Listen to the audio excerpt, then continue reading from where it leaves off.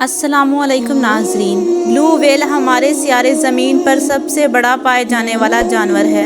इसकी लंबाई 100 फीट से भी ज़्यादा लंबी हो सकती है और इसका वज़न तकरीबन 30 से ज़ायद अफ्रीकी हाथियों के बराबर होता है।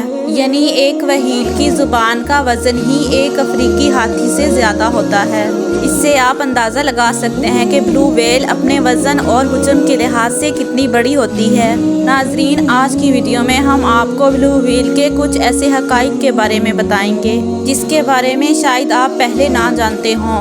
जब इसको मौत आनी होती है तो मौत के बारे में इसे पहले कैसे मालूम हो जाता है और मौत आने पर ये अपने घर से मीलों दूर मज़ीद गहरे समुंदर में क्यों चली जाती है और अल्लाह ताला ने ब्लू व्हेल से क्या क्या शानदार काम लेने के लिए इसे तख्लीक किया है कि जिसके बारे में आप भी जानकर सुबहान अल्लाह कहने पर मजबूर हो जाएंगे।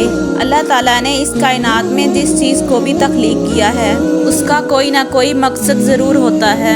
कोई भी चीज़ बगैर मकसद के पैदा नहीं की गई। ब्लू व्हेल की बात करें तो इसका नॉर्मल वज़न 1,36,000 किलोग्राम तक होता है, यानी 30 बड़े अफ्रीकी हाथियों के वज़न के बराबर। और जब इसका बच्चा पैदा होता है तो इसका बच्चा रोज़ाना की बुनियाद पर 90 किलोग्राम वज़न बढ़ाता है। ब्लू व्हेल की लंबाई 100 फीट तक हो सकती है और इसकी एवरेज उम्र 80 से 90 साल तक हो सकती है।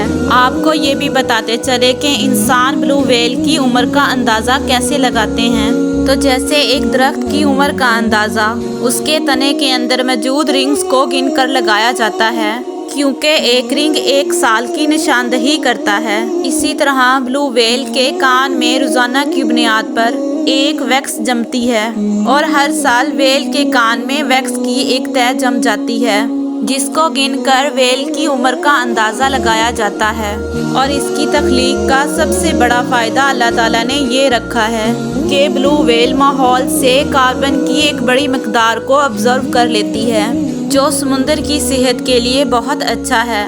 और व्हेल मछली रोज़ाना 18,000 किलोग्राम खुराक खाती है और इसका ये खाना समुंदर की आबादी को भी कंट्रोल रखता है।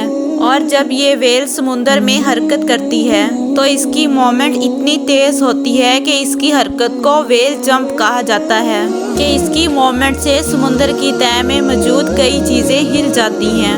और जब व्हेल की मौत आती है तो पहले से ही इसको अपनी मौत का इल्म हो जाता है और ये अपने घर से दूर मज़ीद गहरे समुंदर में चली जाती है और समुंदर की गहराई में जाकर ये कोलैप्स कर जाती है और मर जाती है।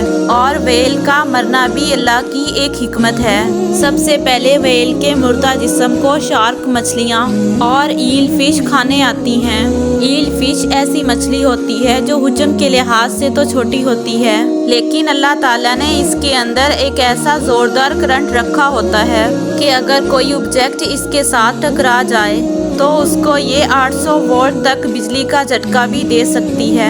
और इनके बाद छोटे छोटे कीड़े आते हैं जो बचा हुआ जिस्म खाना शुरू कर देते हैं और इसके बाद ज़ोंबी वर्म्स आते हैं जो हड्डियां खाते हैं और आहिस्ता आहिस्ता सारा ढांचा मेल्ट होकर समुंदर का हिस्सा बन जाता है, जो कि समुंदर की ज़रखेज़ी का सबब बनता है।